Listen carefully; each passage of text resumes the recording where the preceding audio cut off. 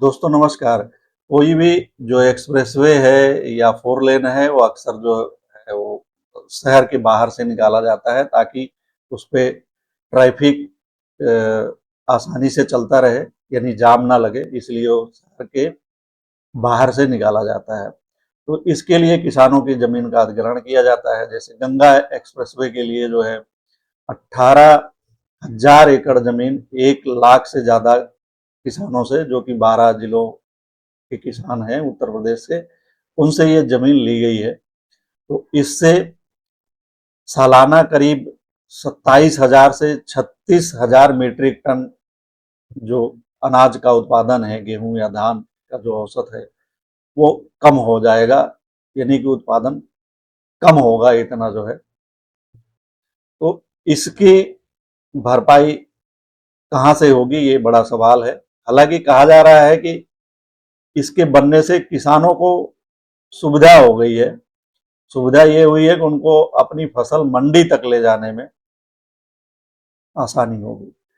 तो ये एक भ्रामक तरह का बयान है कि किसानों को अपनी फसल मंडी तक ले जाने में आसानी होगी।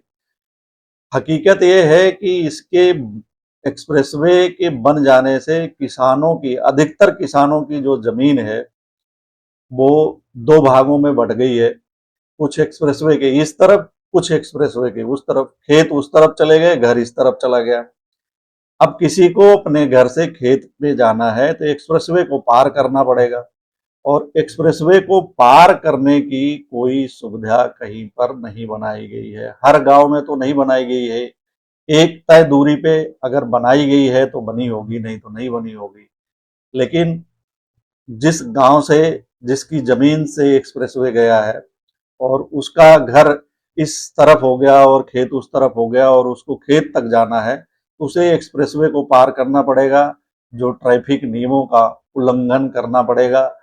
तेज वाहनों के बीच से उसे इस एक्सप्रेसवे को पार करना होगा, जिसमें हादसे होंगे, जिसमें किसान और उसके परिवार या मजदूर की जान जा सकती है।